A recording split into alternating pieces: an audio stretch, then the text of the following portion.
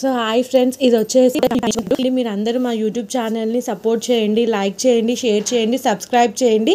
So ఈరోజు వచ్చిన మన వీడియోలో పచ్చిపులుసు ఎలా చేయాలో మనం తెలుసుకుందాం. సో పచ్చిపులుసుకి ముందుగా మనం ఒక గిన్నె తీసుకొని దాంట్లో కొంచెం ఆయిల్ వేసుకొని, మీకు ఎంత అవసరమో అంత ఆయిల్ వేసుకొని, ఆయిల్ కాగాక దాంట్లో కొంచెం మనం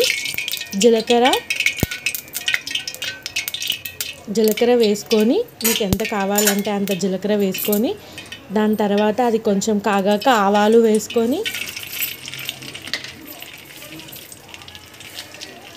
జీలకర్ర ఆవాలు కొంచెం రెండు కాగాక దాంట్లో కొన్ని మెంతులు వేసుకొని, మెంతులు కొన్నే వేసుకోండి ఫ్రెండ్స్, ఎందుకంటే చేదొస్తుంది కాబట్టి కొంచెం మెంతులు తీసుకొని కొన్నే మెంతులు వేసుకోండి. మెంతులు కూడా వేడయ్యాక దాంట్లోకి మనం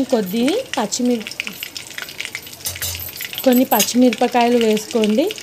ఆ పచ్చిమిరపకాయలు కూడా దాంట్లో కాగాక కరివేపాకు వేసుకొని, వెల్లుల్లిని కూడా కొంచెం కచ్చాపచ్చగా అప్పటికప్పుడే దంచి వేసుకుంటే కొంచెం టేస్ట్ బాగుంటుంది. అది కొంచెం గోలాక పసుపు వేసుకోండి.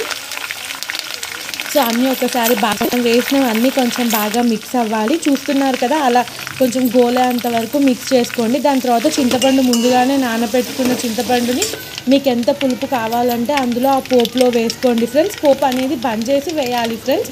బంద్ చేసుకొని మనకు కొంచెం పోపులు బంద్ చేశాక ఆ చింతపండు గుజ్జుని మన క్వాంటిటీ, మీ ఇంట్లో ఎంతమంది ఉంటారో ఆ క్వాంటిటీని మెజర్ చేసుకుంటూ వేసుకొని దాంట్లో రుచికి సరిపోయేంత సాల్ట్ వేసుకోండి ఫ్రెండ్స్.